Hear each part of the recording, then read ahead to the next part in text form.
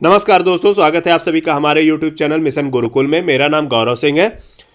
दोस्तों, ये हमारे पहले टॉपिक का सोशियो रिलीजियस रिफॉर्म मूवमेंट्स का दूसरा लेक्चर है। पहला लेक्चर हमने हिंदू रिफॉर्म मूवमेंट के बारे में ऑलरेडी कवर कर लिया है। अगर आप लोगों ने उसको नहीं देखा है तो आप ज़रूर देख लीजिए उसको, क्योंकि उसके बिना ये लेक्चर जो है अधूरा रह जाएगा। और अगर आपने हमारा इंट्रोडक्टरी वीडियोस नहीं देखा है जिसमें हमने ये बताया है कि टॉपिक कौन कौन से हम किस सीक्वेंस में उसको कवर करेंगे, तो उसको ज़रूर देख लीजिएगा। उसको एक आपको आइडिया लग जाएगा उससे। चलिए आज इस टॉपिक को ख़त्म कर दिया जाता है। मुस्लिम रिफॉर्म मूवमेंट से शुरू करते हैं। मुस्लिम रिफॉर्म मूवमेंट्स में सबसे इंपॉर्टेंट चीज़ एक चीज़ आती है कि मुस्लिम रिफॉर्म मूवमेंट जो है हिंदू रिफॉर्म मूवमेंट के बाद शुरू हुआ था। हिंदू रिफॉर्म मूवमेंट्स और मुस्लिम रिफॉर्म मूवमेंट में कंपैरिजन आता है कि कब शुरू हुआ था। इसमें एक स्टेटमेंट दे दिया जाएगा, तो हाँ वो स्टेटमेंट जो है करेक्ट है। अब इसमें हम डिफरेंट मूवमेंट्स के बारे में पढ़ लेते हैं। सबसे पहला आता है वहाबी मूवमेंट में। वहाबी मूवमेंट जो है शुरुआत किसने किया गया था, क्वेश्चन पहला ये बनता है। दूसरा ये बनता है कि बालाकोटा का वार। तो पहला जो है क्वेश्चन का आंसर होगा कि वहाबी मूवमेंट जो है अब्दुल वहाब और शाह वलीउल्लाह ने 18th सेंचुरी में स्टार्ट किया था, और इसको पॉपुलराइज जो है मोबिलाइज इसमें लोगों को किया था सैयद अहमद बरेलवी ने। ठीक है। और इसमें एक सबसे इंपॉर्टेंट चीज़ है बालाकोटा का वार 1831 में, जो कि सिख अंपायर और सैयद अहमद बरेलवी के बीच में लड़ा गया था। सिख अंपायर का राजा उस टाइम पे कौन था? रणजीत सिंह थे। इसमें सैयद अहमद बरेलवी की हार हुई थी और उनकी मृत्यु हो गई थी। तो इसमें तीन चीज़ आप लोग याद रखिएगा, कौन इस्टेब्लिश किया था, कौन मूवमेंट चलाया था, और सैयद अहमद बरेलवी किस मूवमेंट से जुड़े हुए थे। तीसरा चीज बालाकोटा का वार। ठीक है। इधर हमने क्वेश्चन डाला हुआ है, कुछ question. Which one of the following statement is are correct regarding Wahhabi movement? It was started by Abdul Wahab in 18th century. It was revolutionary movement. Battle of Balakota was fought between Syed Ahmad Khan and Ranjit Singh. आप इसमें question का answer दीजिएगा, हम आपको बाद में answer provide करा देंगे पीडीएफ फॉर्म में। नेक्स्ट आते हैं फरेजी मूवमेंट। फरेजी मूवमेंट में सबसे इंपॉर्टेंट क्या है कि किसने शुरुआत किया था और इनकी टीचिंग क्या थी। शुरुआत इसमें किया था हाजी शरीयतुल्लाह ने 1818 में। कई जगह आपको 1819 मिलेगा, तो उसमें परेशान होने की ज़रूरत नहीं है। बेसिकली ये क्वेश्चन में आपको एग्जैक्ट डेट नहीं पूछेगा। आपसे दो टाइप के क्वेश्चन बनते हैं, एक तो मैच इन द फॉलोइंग होता है, दूसरा जो होता है क्रोनोलॉजी सेट करना होता है। आपको आइडिया होना चाहिए कि ये चीज़ें कब हुआ था, कब नहीं हुआ था। और मैं बता देता हूँ कि खासकर इन जो टॉपिक मुस्लिम रिफॉर्म मूवमेंट पढ़ा रहा हूँ, इसमें से दो तीन चीज़ें ही आती हैं कि किसने इस्टेब्लिश किया था, मूवमेंट किसने चलाया था, और इस मूवमेंट से रिलेटेड कौन थे। क्रोनोलॉजी टाइम का नहीं पूछा जाता है, बिल्कुल नेग्लेजिबल है। और जब पूछा जाएगा मैं उस चीज़ को एकदम फोकस करके आपको बताऊंगा कि इसको जरूर रट लीजिएगा। ठीक है। तो याद कर लीजिए, फरेजी मूवमेंट जो है हाजी शरीयतुल्लाह ने 18 या 1819 कई जगह पाएंगे आप, 1818 में इस्टेब्लिश किया गया था या स्टार्ट किया गया था। इन्होंने यूनिटी ऑफ गॉड को मतलब काफ़ी स्ट्रांगली सपोर्ट किया था। यूनिटी ऑफ गॉड जानते ही हैं आप सभी, वेदांता फिलॉसफी, जैसा कि मैंने ऊपर बताया है आपको, जब मैं आपको स्वामी विवेकानंद बता रहा था, तो unity of God Vedanta philosophy का में काफ़ी हद तक सिमिलरिटी है, जिसमें कहा जाता है भगवान एक है, रास्ते अनेक हैं। और जो उस टाइम पे जो एक रिफॉर्म मूवमेंट या उस आप कह सकते हैं इनोवेशन, जो नवीनता की लहर चल रही थी मुस्लिम सेक्ट्स में भी, उसका इन्होंने अपोज किया था। ये नहीं चाहते थे कि कुछ डायनेमिज्म हो, कुछ उसके साथ परिवर्तन या छेड़छाड़ किया जाए। इन्होंने फ्राइडे की जो है प्रेयर जो है और ईद की प्रेयर जो है सस्पेंड कर दिया था, ये कहते हुए कि जो इंडिया है वो ब्रिटिशर्स के अगेंस्ट है, जो कि एक मतलब एक होता है कि प्योरिटी, मतलब लैंड की प्योरिटी नहीं रह गई है, इसलिए जो है इन्होंने फ्राइडे और ईद प्रेयर को कैंसिल कर दिया था, क्योंकि ब्रिटिश रूल के अंदर ये इसको हराम जो है कहते थे, मतलब ये प्रेयर्स जो है रिक्वायर जरूरी नहीं है। और इसके एक बहुत ही इंपॉर्टेंट थे दादू मियाँ जिन्होंने फरेजी मूवमेंट को रिवोल्यूशनरी बनाया था। ठीक है। आप इसमें दो चीज़ें बहुत ज़्यादा याद रखिएगा, हाजी शरीयतुल्लाह ने स्टार्ट किया था और दादू मियाँ जो है फरेजी मूवमेंट से रिलेटेड हैं, संबंधित हैं। चलिए अगला आते हैं अहमदिया मूवमेंट पे। अहमदिया मूवमेंट जो है मिर्जा गुलाम अहमद ने शुरू किया था। कब शुरू किया था? 1889 में। उस टाइम पे मैंने आपको बताया था 1880 के आसपास जो है 1870 में ही उस मतलब 75 से ही एक तो पहले तो क्रिश्चियन मिशनरी जो है हिंदू और मुस्लिम रिलीजन दोनों को जो है डेरोगेटरी रिमार्क्स दे ही रहे थे, साथ ही साथ उस टाइम पे रिएक्शनरी जिसको कहते हैं प्रतिक्रिया उत्पन्न हुई, जिसमें आर्य समाज सबसे पहले आता है। उसने मुस्लिम रिलीजन को के ऊपर डेरोगेटरी रिमार्क्स देना शुरू किया, तो इन्होंने एज ए डिफेंडर काम किया इस्लाम का इन सब के अगेंस्ट। ठीक है, ये भी इनका भी जो थीम था, इनका जो मूवमेंट का थीम था वो इस आधार पर था, universal religion of all humanity, और जिन्होंने जिहाद को अपोज किया था। और ये वेस्टर्न लिबरल एजुकेशन को मुस्लिम्स कम्युनिटी के अंदर फैलाना प्रसारित करना चाहते थे, जैसा कि सैयद अहमद खान। ठीक है, हम आपको उसको बाद में बताएंगे। अभी इसमें आप याद रखिएगा कि मिर्जा गुलाम अहमद ने अहमदिया मूवमेंट स्टार्ट किया था 1889 के आसपास स्टार्ट किया था। ये आइडिया होना चाहिए आपको कि लेट में स्टार्ट किया था। ठीक है, और एक चीज बहुत ही इंपॉर्टेंट चीज है कि कई बार आप लोगों से पूछ लिया जाता है कि किसने अपने आप को भगवान श्री कृष्ण का अवतार बताया है, तो उसका आंसर जो होगा मिर्जा गुलाम अहमद, जो कि अहमदिया मूवमेंट स्टार्ट किए थे। चलिए उसके बाद आते हैं सर सैयद अहमद खान और अलीगढ़ मूवमेंट में।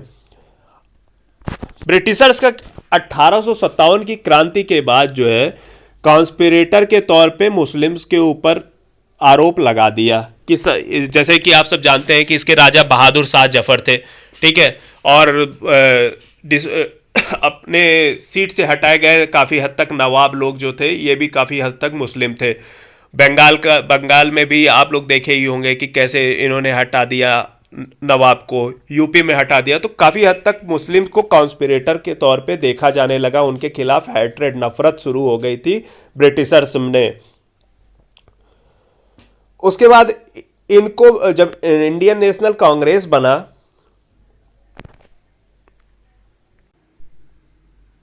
उस टाइम भी ये ब्रिटिशर्स ने सोचा कि इनको मुस्लिम के अगेंस्ट हम Hindu INC Indian national Congress के अगेंस्ट अपना जो है साथी के तौर पे यूज कर सकते हैं। उसी टाइम से ही डिवाइड एंड रूल जो है पॉलिसी का इन्होंने स्टार्ट कर दिया था अपने एक्ट और अपनी सारी एक्टिविटीज़ में, जो कि रोमन एम्पायर से इन्होंने काफ़ी हद तक उसको सीखा था।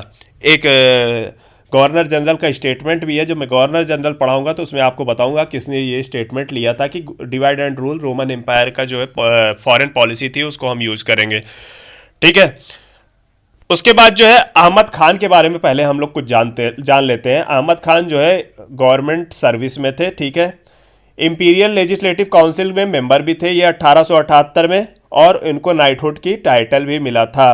ठीक है, ये जब 1857 की क्रांति हुई था तो उस टाइम पे ये बिजनौर में थे। कई बार आपसे क्वेश्चन पूछ लिया जाता है कि 1857 में सबसे पहले जब क्रांति हुई थी 1857 की, तो सैयद अहमद खान उस टाइम कहाँ पर थे, तो आंसर होगा उसका बिजनौर में।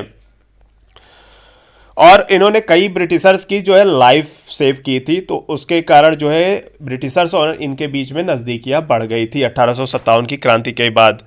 और एक क्वेश्चन बनता है कि 1857 विप्लव मतलब 1857 म्यूटिनी के बारे में सबसे पहले किस इंडियन ने लिखा है, तो इसमें आप लोगों का आंसर होगा सैयद अहमद खान। कभी कंफ्यूज मत होइएगा कि वीर सावरकर ने लिखा है या लोकमान्य तिलक ने लिखा है या किसी ने भी बाद की जो बुक्स हैं, तो इसका सबसे पहला आंसर होगा आपका Syed Ahmad Khan.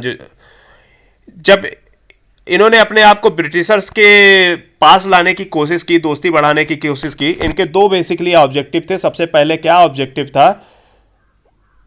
Education, liberal education, जो वेस्टर्न एजुकेशन जो है मुस्लिम कम्युनिटी के बीच में फैलाना, जो कि इन्होंने देख लिया था कि हिंदू रिफॉर्म मूवमेंट का जो मेन रीजन था वेस्टर्न एजुकेशन था। उसी तरीके से इन्होंने मुस्लिम कम्युनिटी के अंदर भी वेस्टर्न एजुकेशन फैलाने का प्रतिबद्धता जाहिर की।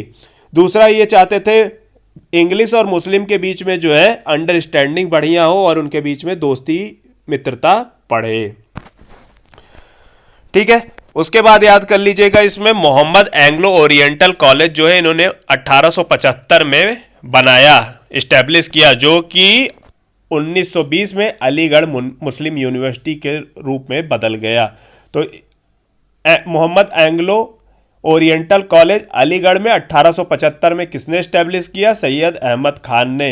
याद रख लीजिएगा, थोड़ा इंपॉर्टेंट है। आगे चलने के उन्होंने साइंटिफिक सोसाइटी 1864 में बनाया था, मोहम्मद एजुकेशन कॉन्फ्रेंस जो है 1886 में, और यूनाइटेड इंडिया पैट्रियोटिक एसोसिएशन 1888 में एस्टेब्लिश किया था। इसमें यूनाइटेड इंडिया पैट्रियोटिक एसोसिएशन सबसे ज़्यादा इंपॉर्टेंट है, साइंटिफिक सोसाइटी इंपॉर्टेंट है ही है, ठीक है। यूनाइटेड इंडिया पैट्रियोटिक एसोसिएशन एक तरीके से ये दिखाना चाहते थे कि देशभक्ति हम में भी है, कांग्रेस में नहीं। उस टाइम पर याद कर लीजिएगा, या आप लोगों को पता नहीं होगा, उस टाइम पे जो है ब्रिटिशर्स और इंडियन नेशनल कांग्रेस के बीच में खटास शुरू हो गई थी। डफरिन ने इनको माइक्रोस्कोपिक माइनॉरिटी कह दिया था, और धीरे हम जब कांग्रेस के बारे में पढ़ेंगे तो उसमें डिटेल में बताएंगे। तो यूनाइटेड इंडिया पैट्रियोटिक एसोसिएशन इन्होंने 1888, इसका ईयर भी याद है, कर लीजिएगा, 1888 में बनाया था। इनकी एक मैगजीन थी तहादीब अल अखलाक, ठीक है, मॉरल और मैनर पे ऊपर थी, इसको कैसे सुधारा जाए उस पर ये मैगजीन थी, जिसका नाम था तहादीब अल अखलाक, इसको याद कर दीजिएगा। और एक सोशल रिफॉर्मर के तौर पे ये चीज़ पक्की है कि पर्दा पॉलीगॉमी पीरी मुरीदी के अगेंस्ट थे, ये तो सही बात है, इसमें कोई डाउट ही नहीं है, ठीक है। तो हम इसमें देख लिए कि सैयद अहमद खान जो है 1857 के टाइम पे कहाँ थे। 1857 के बाद इनके ऑब्जेक्टिव्स क्या थे? ऑब्जेक्टिव्स दो थे, एक reconcile and promote understanding between English and Muslim, दूसरा क्या था कि dissemination of education among his community, ठीक है। और एक चीज इसमें इंपॉर्टेंट है, 1857 के विप्लव के बारे में सबसे पहले किसने लिखा था? तो सैयद अहमद खान ने लिखा था। उसके बाद अलीगढ़ मुस्लिम यूनिवर्सिटी, जिसको कि पहले मोहम्मदियन एंग्लो ओरिएंटल कॉलेज 1875 में जिसको इस्टेब्लिश किया था, वो किसने बनाया था? सैयद अहमद खान ने बनाया था। Scientific society United India patriotic association भी सैयद अहमद खान उससे रिलेटेड थे। तहादीब अल अखलाक किसने लिखा था? इसको जो है सैयद अहमद खान ने लिखा था। ये इंपॉर्टेंट है। इधर हमने क्वेश्चन दिया है, कुछ क्वेश्चंस आप लोग इसको सॉल्व करिएगा, ये क्वेश्चंस आने की पॉसिबिलिटी सबसे ज़्यादा है। फिर उसके बाद आते हैं हम लोग देवबंद समाज स्कूल में, देवबंद जिसको दारुल उलूम देवबंद स्कूल से रिलेटेड था। इसमें एक चीज़ आता है दारुल उलूम। दारुल उलूम बेसिकली एक एजुकेशनल इंस्टीट्यूशन था, जिसको कि अभी मदरसा के तरह से ही समझ लीजिए। उसको इस्टेब्लिश गुलाम अहमद ने किया था। और एक क्वेश्चन बनता है, दारुल उलूम जो है यूपी में लखनऊ में किसने इस्टेब्लिश किया था? अगर आप यूपी पीसीएस का एग्जाम देते हैं या और ये वैसे इंपॉर्टेंट है, उस टाइम पे लखनऊ अवध जो है काफ़ी सेंटर में था, तो ये उस टाइम पे काफ़ी इंपॉर्टेंट था, तो इसलिए लखनऊ का दारुल उलूम सिल्वी नुमानी ने इस्टेब्लिश किया था। यूपी का एग्जाम दे रहे हैं तो बहुत ही ज़्यादा इंपॉर्टेंट है, ठीक है।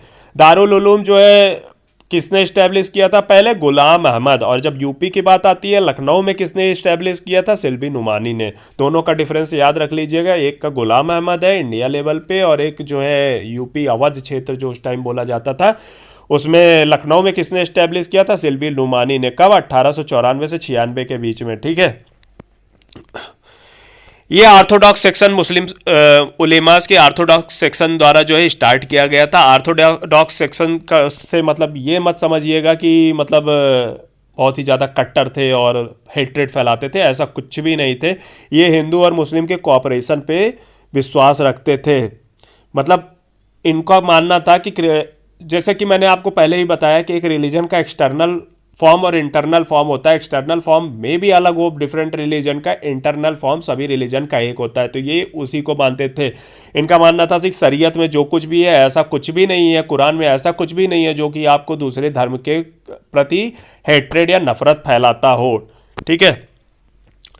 चलिए, देवबंद मूवमेंट जो है सहारनपुर में स्टार्ट किया गया था। इसको किसने स्टार्ट किया था? दो लोगों का नाम याद रख लीजिएगा, मोहम्मद कासिम ननोतवी और राशिद अहमद गंगोई ने। कब? 1866 में सहारनपुर में मोहम्मद कासिम ननोतवी और राशिद अहमद गंगोई, दो लोगों का नाम बहुत इंपॉर्टेंट है। 1866 में इसको पुअर मैंस स्कूल कहा जाता था। बेसिकली आप लोग जानते होंगे अगर थोड़ा बहुत कुरान के बारे में, तो उसने बहुत ही सादगी का जीवन बोला है। औरंगजेब भी अपना एक राजपाट होने के बावजूद भी बहुत ही सादगी का जीवन व्यतीत करता था। जो भी ऑर्थोडॉक्स मुस्लिम कम्युनिटी है वो अक्सर बहुत ही सादगी का जीवन व्यतीत करती थी। इसलिए आपको मैंने बता ही दिया कि ऑर्थोडॉक्स सेक्शन ने स्टार्ट किया था, इसलिए आप ये जो है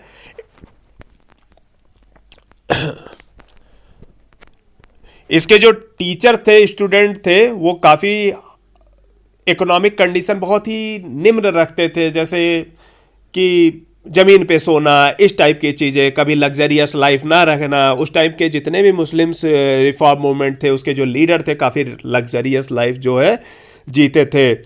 तो मैंने आपको बता दिया कि इस कम्युनिटी में जो हिंदू मुस्लिम कॉपरेशन को सपोर्ट किया और इंटरनल फॉर्म को ही ज़्यादा उन्होंने फोकस किया। कुरान में ऐसा कुछ भी नहीं है कि जो कि दूसरे धर्म को के लिए हेट्रेड फैलाता हो। ठीक है, इसमें एक सबसे ज़्यादा इम्पोर्टेंट है महमूद उल हसन।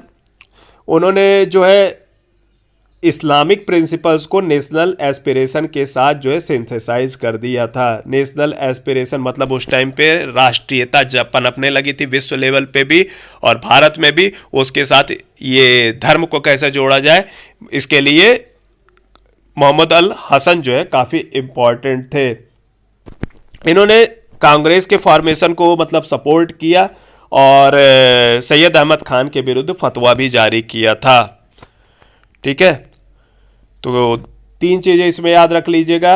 एक दारुल उलूम के बारे में इंडिया लेवल पे गुलाम अहमद, दूसरा दारुल उलूम लखनऊ का सिल्वी नुमानी, दूसरा चीज़ इसको किसने इस्टेब्लिश किया था सहारनपुर में मोहम्मद कासिम नानोतवी और राशिद अहमद गंगोई ने। ठीक है, और इसने जो है कांग्रेस के साथ का फॉर्मेशन को सपोर्ट किया था और सैयद अहमद खान के विरुद्ध जो है फतवा भी जारी किया था।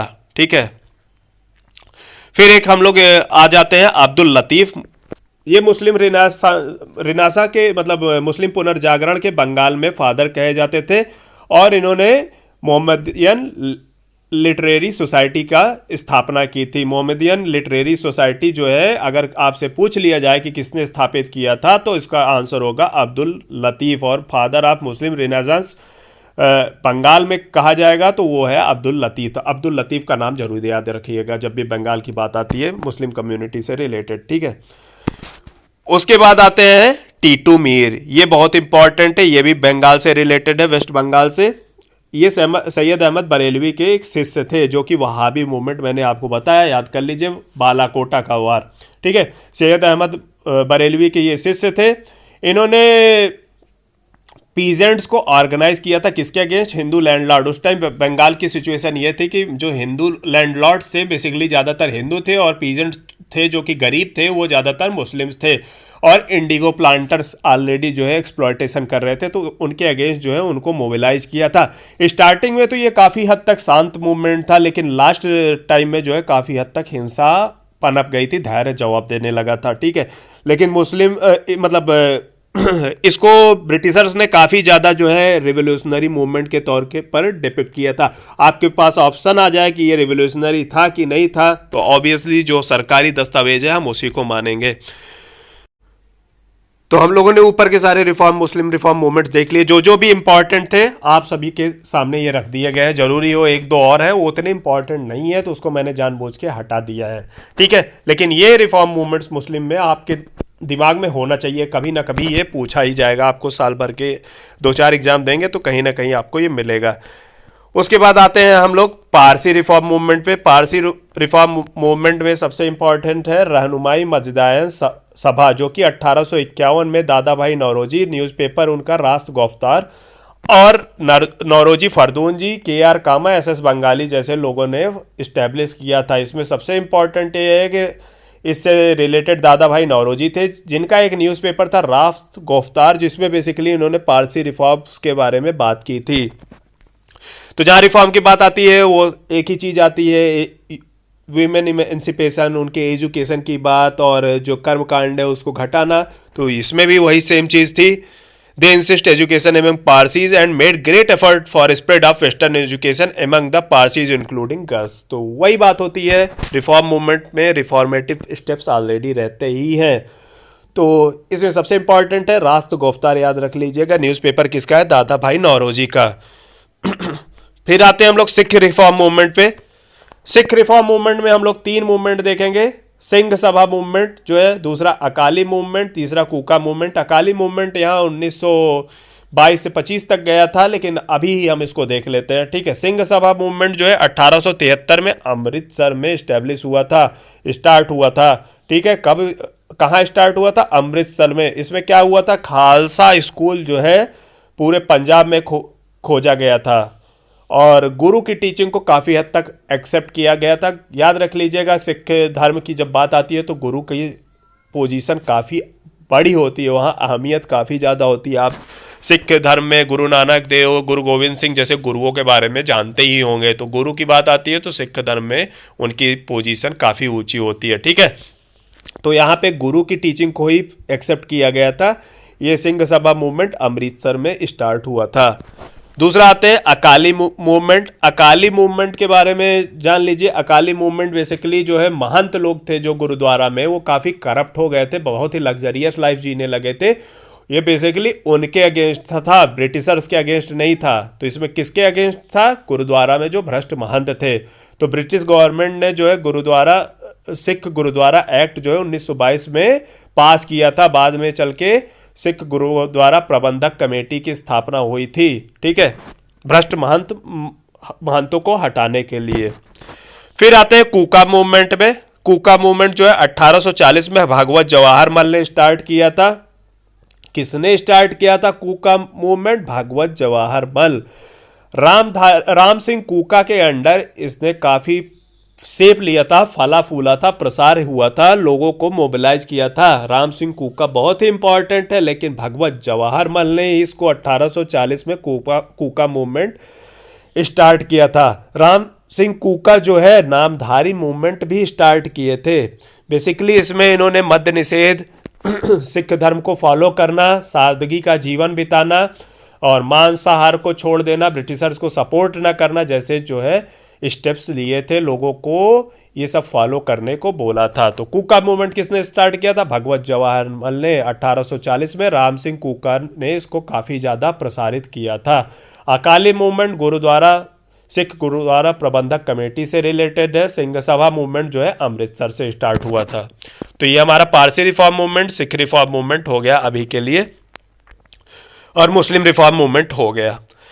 अब हम आते हैं साउथ इंडिया की ओर। साउथ इंडिया में लोअर कास्ट मूवमेंट जो है सबसे ज़्यादा इंपॉर्टेंट है। लोअर कास्ट मूवमेंट इसलिए इंपॉर्टेंट है कि खासकर लोअर कास्ट की स्थिति जो है नॉर्थ इंडिया से ज़्यादा साउथ इंडिया में काफ़ी ख़राब थी। आप सब सोच सकते हैं कि इनके लिए एक अलग सड़क रहती थी, परछाई तक भी इनको अगर पड़ जाता था तो इनको काफ़ी ज़्यादा पीटा जाता था। और ये अपने रास्ते, जिस रास्ते जाते थे उस रास्ते थे, मतलब शोर मचाते हुए जाते थे कि अपर कास्ट ये जान जाए कि उस रास्ते नहीं जाना है, उस रास्ते ये लोग जा रहे हैं। ये इतने ज़्यादा अनटचेबल थे कि उनका परछाई तक भी नहीं एक्सेप्ट किया जा सकता था उस समाज में। तो सबसे पहली बात आती है नारायण गुरु, जिनका धर्म परिपालन मूवमेंट, या जिसको हम अराबीपुरम मूवमेंट भी बोलते हैं। ठीक है, ये बेसिकली इजवाज वर्सेस अपर कास्ट था। इजवाज जिसको वहाँ के लोअर कास्ट था। ठीक है, ये मंदिरों में भी प्रवेश करने के लिए वर्जित थे। आप सभी को मैंने बताया कि क्या स्थिति थी, तो सोच लीजिए मंदिर में प्रवेश करना कितनी बड़ी बात होती है।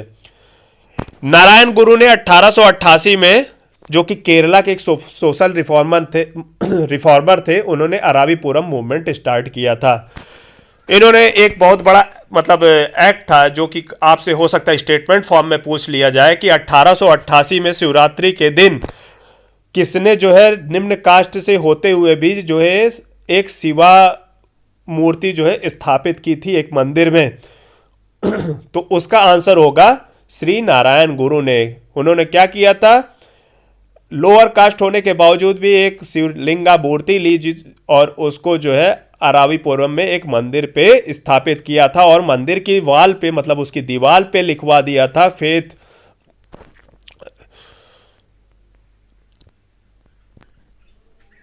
We all live here in brotherhood. ऐसा कुछ भी नहीं है कि उन्होंने जो है एक दूसरे के खिलाफ जो है हेट्रेड फैलाया हो या कुछ भी किया हो। सबसे ज़्यादा इंपॉर्टेंट ये है कि उन्होंने जो है यूनिवर्सल ब्रदरहुड को फैलाया था।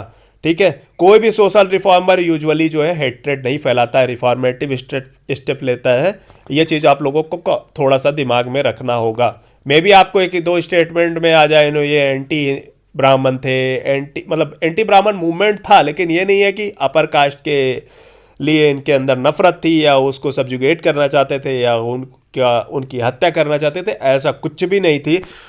आगे चल के देखिए, श्री नारायण गुरु धर्म परिपालन जो एक सोसाइटी थी जो कि 1903 में एक कंपनी एक्ट के अंडर रजिस्टर हुई थी। ये इंपॉर्टेंट नहीं है, बस आपके लिए सबसे ज़्यादा इंपॉर्टेंट है अराबीपुरम मूवमेंट जो है किसने स्टार्ट किया था।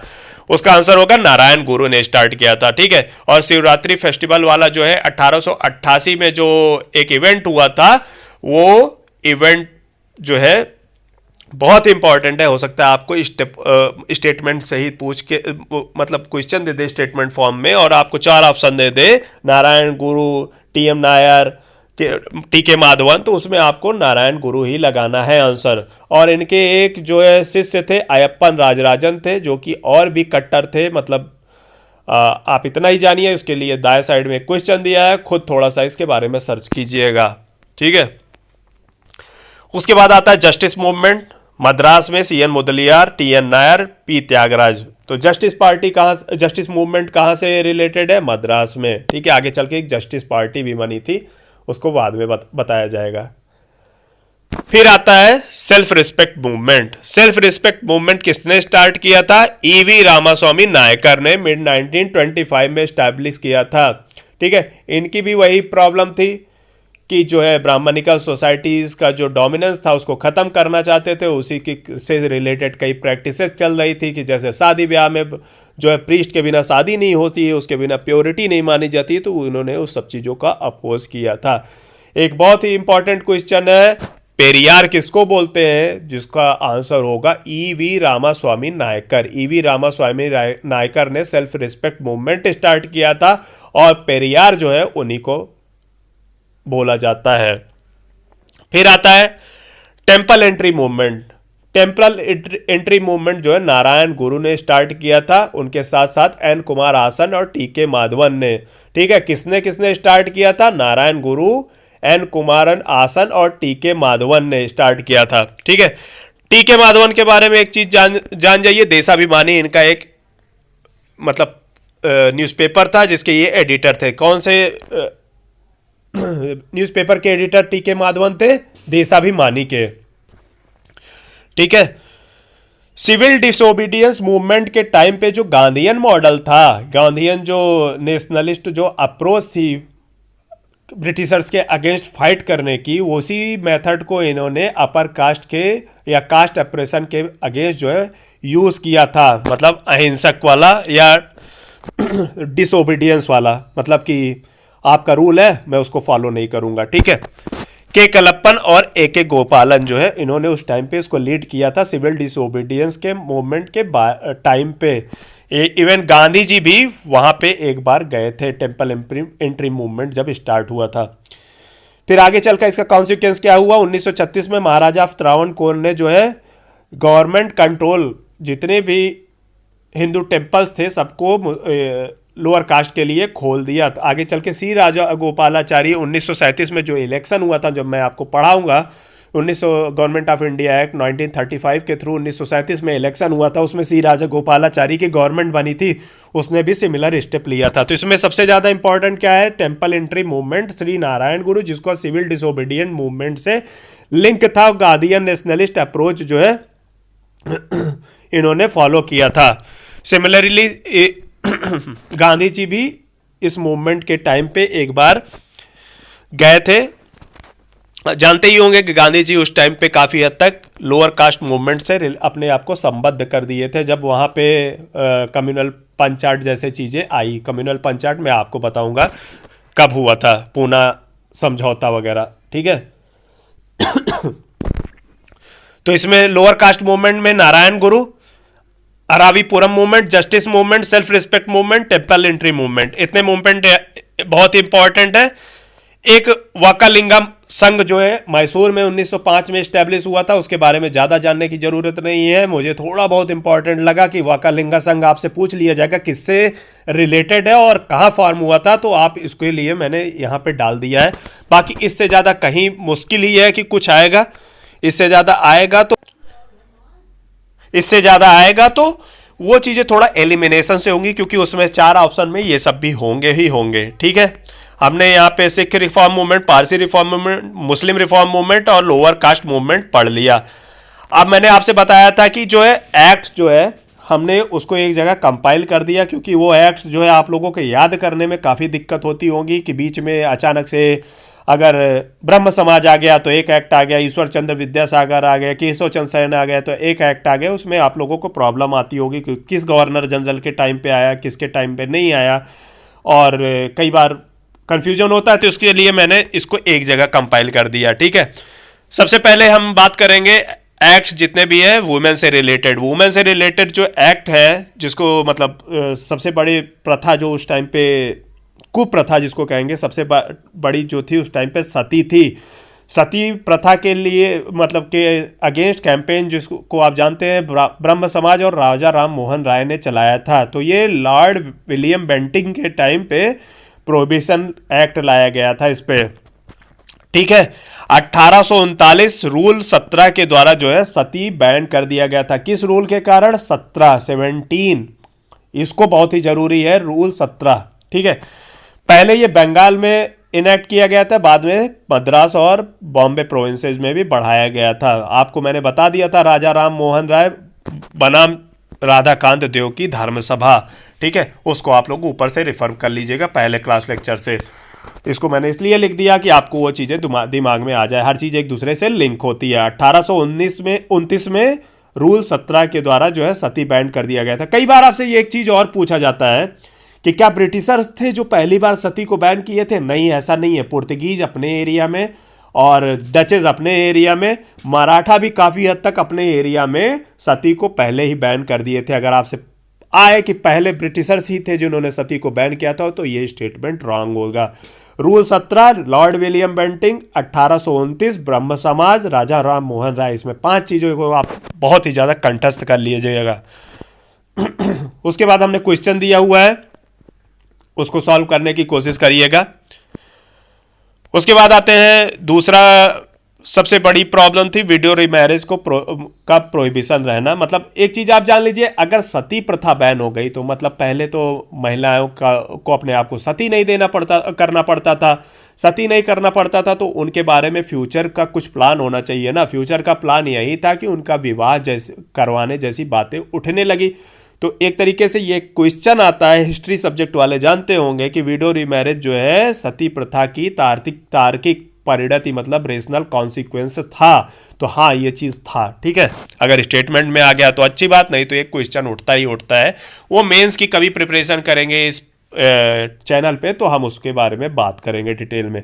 विडो रीमैरिज को जो है सबसे ज़्यादा एडवोकेट किया था ईश्वर चंद्र विद्यासागर, जिसको मैंने आपने बताया था कि उनकी एक पत्रिका थी इंदु प्रकाश, उसके द्वारा इन्होंने काफ़ी ज़्यादा प्रचार प्रसार किया था विडो रीमैरिज एक्ट से रिलेटेड। जो जब महिलाओं की बात आती है तो 2 क्वेश्चन बहुत ही ज़्यादा इंपॉर्टेंट आते हैं। डी के कर्वे के बारे में एक चीज़ जान लीजिए, मैं मतलब थोड़ा सा एक्ट से हट के एक चीज़ बता दे रहा हूँ तो आप लोग दिमाग में रख लीजिएगा। सबसे पहले वुमेन यूनिवर्सिटी जो है 1916 में डी के कर्वे, ढोंढो केशव कर्वे जी ने स्टार्ट किया था 1916 में। ये क्वेश्चन सीधे सीधे कई बार पूछा जाता है कि पहली वुमेन यूनिवर्सिटी जो है सबसे पहले किसने स्टार्ट की थी? डी के कर्वे ने। एक और क्वेश्चन आता है, विडो होम जो है पूना में किसने स्टार्ट किया था? 1896 में। उसका आंसर होता है डी के कर्वे। लेकिन कई बार पंडिता रमाबाई भी आंसर में है, लेकिन अगर आपको पंडिता रमाबाई अलग मिलती हैं तो उसमें आंसर पंडिता रमाबाई होगा, उनकी एक अलग थी। और अगर आपको कई बार आता है डी के कर्वे ऑप्शन में तो उनका जो है ऑप्शन में डी के कर्वे लगाइएगा। दोनों क्लैश नहीं करेंगे और किसी भी टाइम अगर दोनों क्लैश करते हैं तो आंसर डी के कर्वे ही मारिएगा। मैं कई बार क्वेश्चन देखा हूं, डी के कर्वे, राणा डे, विष्णु परमहंस शास्त्री सब क्लैश करते हैं, लेकिन वुमेन से रिलेटेड कोई भी चीज़ होता है तो आयोग कहीं का भी, चाहे स्टेट आयोग हो चाहे यूपीएससी हो, वो डी के कर्वे को ही सही मानता है। ठीक है, इसमें 2 चीज़ याद रखिएगा डी के कर्वे में। फर्स्ट वुमेन यूनिवर्सिटी 1916 डी के कर्वे, और विडो होम पूना में जो है डी के कर्वे। डी के कर्वे ऑप्शन में नहीं होगा तो पंडिता रमाबाई मानिएगा। ठीक है, विडो रीमैरिज एक्ट 1856 जो है रूल 15 के थ्रू पास किया गया था, जिसमें रूल 15 के द्वारा विडो रीमैरिज को अलाउ कर दिया गया था। ये किसके टाइम पे पास हुआ था? लॉर्ड कैनिंग के टाइम पे। इसमें भी आप लोगों को हो सकता है कई बार क्वेश्चन, मतलब कई बार डाउट मिले, कई किताब में लॉर्ड डलहौजी दिया है, इसको मैंने कई जगह से पता किया है, कई बार क्वेश्चन, एक दो बार क्वेश्चन देखे हैं, तो उसमें लॉर्ड कैनिंग ही आंसर इसका दिया गया हुआ है। तो लॉर्ड कैनिंग ही याद रखिएगा आप लोग, ठीक है। और अगर किसी को कोई इस पॉइंट पे कोई डाउट हो या किसी को और अच्छा सोर्स मिल रहा है लॉर्ड कैनिंग या लॉर्ड डलहौजी में, कमेंट सेक्शन में जरूर लिख के बताएं। मैंने इसके बारे में बहुत सोचा, बहुत खोजा, क्योंकि कई लोग मेरे से लॉर्ड डलहौजी बोले हैं, लेकिन इसका जो आयोग ने आंसर दिया है उसको लॉर्ड कैनिंग ही ने दिया है, ठीक है। इसमें विडो रीमैरिज को पास कर दिया, विडो रीमैरिज को अलाउ कर दिया था विडो रीमैरिज एक्ट 1856 के रूल 15 ने। इसमें रूल उतना इंपॉर्टेंट नहीं है, बट ये याद करिएगा कब आया था, 1856 में, किसके टाइम आया था और कौन इसको जो है कैंपेन किया था इसके सपोर्ट में? ईश्वर चंद्र विद्यासागर। फिर आते हैं चाइल्ड मैरिज के बारे में। चाइल्ड मैरिज में सबसे पहले आप लोग इसको याद रखिएगा, native marriage act 1872। Keshav Chandra Sen के बारे में मैंने बताया था, नेटिव मैरिज एक्ट के बारे में बताया था, आगे चल के साधारण ब्रह्म समाज के बारे में बताया था। तो इसमें क्या होता है, इसमें पॉलीगॉमी को बंद कर दिया और बालकों की उम्र जो है 18 साल मिनिमम, और बच्चियों की, मतलब बालिकाओं की उम्र जो है 14 साल मिनिमम जो है इस्टेब्लिश किया, मतलब उसके नीचे शादी को अलाउ नहीं किया था। लेकिन आगे चल के मैंने आपको बताया था, कूच बिहार के राजा के साथ अपनी खुद की 13 साल की बेटी की शादी करने के बाद इनके जो कैंपेन था उसका जो है खोखलापन सबके सामने उजागर हो गया। तो वो चीज़ें मैंने आपको पहले लेक्चर में बता दी है। दूसरा आता है age of consent act 1891, Behramji Malabari. इसमें तिलक भी थोड़ा बहुत कैंपेन किए थे, लेकिन इसका अगर एज ऑफ कंसेंट एक्ट 1891 आता है तो सबसे पहले इसमें नाम बहराम जी मालाबारी का है। तो इसमें क्या है, गर्ल चाइल्ड की जो मिनिमम एज है 12 साल कर दिया गया था। गर्ल चाइल्ड की मिनिमम एज 12 साल करने के बाद, 12 साल याद रखिएगा, कई बार आपको स्टेटमेंट पूछ लिया जाएगा 14 साल, 12 साल, 13 साल, तो आपका statement 1 is correct, wrong, incorrect, उसी हिसाब से आप डिसाइड करिएगा। बहराम जी Malabari, as of consent act 1891, ठीक है। फिर आता है शारदा एक्ट 1929, जो कि हरविलास शारदा के प्रयासों से पास हुआ था। इसमें फिर महिलाओं की जो है, बच्चियों की जो मिनिमम एज है उसको 14 साल कर दिया गया था, और बालकों की जो एज है 18 साल का फिक्स कर दिया गया था मिनिमम एज, ठीक है। उससे नीचे इलीगल कर दिया गया था। इसमें 3 एक्ट याद रखिएगा, नेटिव मैरिज एक्ट 1872, इससे रिलेटेड जो है केशव चंद्र सेन थे। एज ऑफ कंसेंट एक्ट 1891, उससे रिलेटेड बहराम जी मालाबारी थे। तीसरा आता है शारदा एक्ट 1929, जो हरविलास शारदा जी इसमें इंपॉर्टेंट है, और इसमें जो है मिनिमम मैक्सिमम मिनिमम क्या फिक्स किया गया था वो भी दिमाग में रख लीजिएगा। तो ये आ गया हम लोगों का जितने भी एक्ट पास किए गए थे वुमेन से रिलेटेड। और चीज़ें भी हम लोग देख लेते हैं। ठगी प्रथा को किसने बंद किया था? ये क्वेश्चन आ जाता है, सीधे सीधे आ जाता है। ठगी प्रथा को किसने बैन किया था? वो उसका आंसर होगा लॉर्ड विलियम बेंटिंग के टाइम पे बैन हुआ था। उन्होंने कार्ल स्लीमन को अपॉइंट किया था इस चीज़ को बैन कराने के लिए। इन्होंने काफ़ी ज़्यादा क्रूरता से ठगी प्रथा को पूरा पूरा बंद करवा दिया था, ठीक है। इसमें 2 चीज़ इंपॉर्टेंट है, ठगी प्रथा किसने बैन लगाया था? Lord William Bentinck. और किसको अपॉइंट किया था? कार्ल स्लीमन को। इन्फेंटिसाइड के ऊपर आते हैं। इन्फेंटिसाइड में जो सबसे पहला प्रयास 1795 के रूल 21 के द्वारा जॉन सोर ने किया था। 1795 रूल 21, जॉन सोर ने पहला प्रयास किया था। रूल की स्पेलिंग थोड़ा गलत है इसमें, जॉन सोर ने 1795। आगे चल के विलेजली ने रूल 6 के द्वारा 1806 में इसको पूरी तरह एबॉलिश कर दिया था। आप इसमें 2 चीज़ याद रखिए, एक 1795 के आसपास प्रयास हुआ था, दूसरा विलेजली के टाइम पे 1806 में प्रयास हुआ था, ठीक है। इतना ही याद रखिएगा। ह्यूमन सेक्रीफाइस जो है लॉर्ड हार्डिंग फर्स्ट के टाइम पे सबसे पहले इसको बैन किया गया था। नरबली को पहले बैन लॉर्ड हार्डिंग फर्स्ट, इसमें Lord Hardinge first, Lord Hardinge second, 2 लोग हैं। लॉर्ड हार्डिंग फर्स्ट जो है याद रखिएगा, आपको जब मैं गवर्नर जनरल पढ़ाऊंगा तो ये कब थे ये बताऊंगा। लॉर्ड हार्डिंग सेकंड जो थे ये जब बंगाल का विभाजन रद्द किया गया था तब ये उस टाइम पे थे। तो इसमें लॉर्ड हार्डिंग फर्स्ट याद रखिएगा, जिसके टाइम पे ब्रिटिश एम्पायर सबसे ज़्यादा फला फूला प्रसारित हुआ था इंडिया में। तो ह्यूमन सेक्रीफाइस जो नर बलि कहते हैं उसको लॉर्ड हार्डिंग फर्स्ट ने बैन किया था। इन्होंने कैम्पबेल को इसके लिए अपॉइंट किया था। अपॉइंट किसको किया था, किसके लिए, ये बहुत ज़्यादा इंपॉर्टेंट नहीं है, ये ज़्यादा इंपॉर्टेंट है कौन गवर्नर जनरल था। तो Lord Hardinge first, human sacrifice याद रखिएगा। फिर आता है एक स्लेवरी अपना आता है। स्लेवरी के अंदर दो चीज़ें हैं, याद रख लीजिएगा। एक आता है स्लेव का ट्रेड, व्यापार, दासों का व्यापार पे किसने बैन लगाया था, 1789 में लॉर्ड कॉर्नवालिस ने बैन लगाया था व्यापार पे। अगर आपके पास क्वेश्चन आता है कि कंप्लीटली स्लेवरी पे ही किसने बैन लगाया था इंडिया में, तो उसका आंसर होगा 1843 में एलन बारो ने। ठीक है, दोनों टाइप के क्वेश्चन आते हैं, दोनों चीज़ों को दिमाग में रखिएगा। कॉर्नवालिस ने ट्रेड मतलब व्यापार में जो है बैन लगाया था, और एलन बारो ने जो है कंप्लीटली बैन लगा दिया था स्लेवरी पे ही। तो दोस्तों हमने ये सारे एक्ट्स भी कर लिए। हमने Parsi reform movement, Sikh reform movement, lower caste movement, Muslim reform movement और हिंदू रिफॉर्म मूवमेंट सभी टॉपिक खत्म कर लिए। तो एक बार आप वापस देख लीजिए, ऊपर से मैंने ऊपर का करा ही दिया था। तो ये आपका आता है मुस्लिम रिफॉर्म मूवमेंट के बारे में। मुस्लिम रिफॉर्म मूवमेंट में वहाब मूवमेंट मैंने आपको बताया, अब्दुल वहाब, सैयद अहमद बरेलवी और बालाकोट का वार। ठीक है, फरेजी मूवमेंट में हाजी शरीयतुल्लाह ने स्टार्ट किया था, और ये दादू मियाँ के अंदर रिवोल्यूशनरी हो गया। अहमदिया मूवमेंट में मिर्जा गुलाम अहमद ने स्टार्ट किया था। इन्होंने अपने आप को कृष्ण का अवतार बताया था, मिर्जा गुलाम अहमद। ठीक है, सैयद अहमद खान के बारे में हमने आपको डिटेल में बता दिया। 1857 के टाइम पे मुस्लिम कॉन्स्पिरेटर बोले गए थे, ये उस टाइम पे बिजनौर में थे। इनका दो ऑब्जेक्टिव था, एक तो रिकॉन्साइल एंड प्रोमोट जो अंडरस्टैंडिंग इंग्लिश और मुस्लिम के बीच में, दूसरा मुस्लिम एजुकेशन जो है मुस्लिम के बीच में एजुकेशन जो है फैलाना। तीसरा अगर आपसे ऑप्शन दे दिया जाता है कि हिंदू के अगेंस्ट हेट्रेड था, तो ऐसा कुछ भी नहीं था, केवल इनके दो ही ऑब्जेक्टिव थे। मोहम्मद एंग्लो ओरिएंटल कॉलेज 1875 में, जो कि एएमयू जो है 1920 में बना था। साइंटिफिक सोसाइटी और यूनाइटेड इंडिया पैट्रियोटिक एसोसिएशन जो है 1888, इसको याद रख लीजिएगा। तादिब उल अखलाक याद रख लीजिएगा।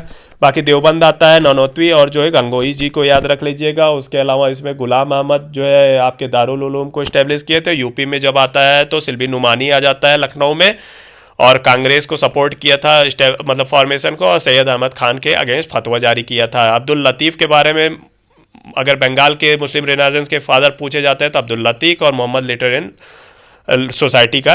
सोसाइटी का इस्टेब्लिश किया था। टीटू मीर के बारे में जान लीजिएगा।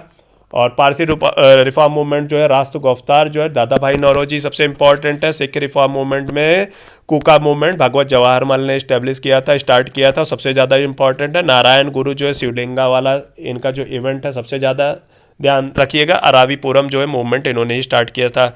सेल्फ रिस्पेक्ट मूवमेंट जो है पेरियार ईवी रामास्वामी नायकर ने स्टार्ट किया था। उसके बाद टेम्पल एंट्री मूवमेंट जो है श्री नारायण गुरु ने स्टार्ट किया था। ये जो है अपने आप को सिविल डिसोबीडियंस मूवमेंट से कनेक्ट कर लिया था किसी तरीके से। ठीक है, मैंने आपको बता दिया। एक्ट सारे जो है महिलाओं से सती, विलियम बेंटिंग रूल 1829 में, पहले बंगाल में बैन हुआ था, बाद में अदर पार्ट में। विडो रीमैरेज एक्ट जो है 1856 लॉर्ड कैनिंग के टाइम पे पास हुआ था। चाइल्ड मैरिज के बारे में 3 एक्ट आते हैं, native marriage act, age of consent और शारदा एक्ट। ठगी जो है लॉर्ड विलियम बेंटिंग के टाइम पे बैन हुआ था। इन्फेंटिसाइड जॉन सोर और वेलेजली के टाइम पे बैन हुआ था। Human sacrifice Lord Hardinge first. ठीक है, स्लेवरी पे ट्रेड पे जो है स्लेव के ट्रेड पे बैन जो है कॉर्नवालिस ने किया था, और स्लेवरी पे टोटल कंप्लीट बैन जो है एलन बारो ने 1843 में किया था। इस पर मैंने हाईलाइटर नहीं लगाया, आप लोग इसको इंपॉर्टेंट में डाल दीजिएगा। तो दोस्तों हम लोगों का पहला टॉपिक खत्म हो गया, सामाजिक धार्मिक पुनर्जागरण जिसको इंडियन रेनेसांस बोलते हैं, ये खत्म हो गया। और अगला टॉपिक हम लोग शुरुआत करेंगे प्रायोरिटी के अकॉर्डिंग, उसमें जहाँ तक है पीजेंट्स मूवमेंट जो है और ट्राइबल मूवमेंट को ख़त्म कर दिया जाएगा। साथ ही साथ उसके बाद आपको फैक्ट्री एक्ट्स वगैरह भी पढ़ाए जाएंगे, जिसमें जो कि आपकी ईपीएफ एग्ज़ाम के लिए काफ़ी इंपॉर्टेंट है। इसको रिवाइज करते रहिएगा, 3-4 बार रिवाइज करिएगा, तब जाके आपको कंठस्थ हो जाएगा, आपके दिमाग में आ जाएगा। ऑप्शन को देख के जो है आप पहचान जाएंगे पैटर्न, और सही टिक गलत टिक में डिफ्रेंशिएट कर लेंगे। ठीक है, और एक चीज़ आपको, जितने क्वेश्चंस दिए हैं सारे आंसर जो है आपको पीडीएफ के तौर पे दे दिए जाएंगे। या आप लोगों का कोई डाउट होगा तो उसको मैं वीडियो लेक्चर के थ्रू जो है आपका डाउट दूर कर दूंगा। और कुछ क्वेश्चंस आपको और दिए जाएंगे, इस पर आप प्रैक्टिस कीजिएगा। हम लोग क्वेश्चंस करते रहेंगे, धीरे धीरे करते रहेंगे। ये लेक्चर ख़त्म होते होते हम लोग काफ़ी क्वेश्चंस कर लेंगे। डेली प्रैक्टिस पेपर हम आप लोगों को प्रोवाइड कराएंगे। आप लोग जो है तब तक के लिए इसको रिवाइज करिए। अगला लेक्चर हमारा बहुत ही जल्द आने वाला है। तब तक के लिए धन्यवाद।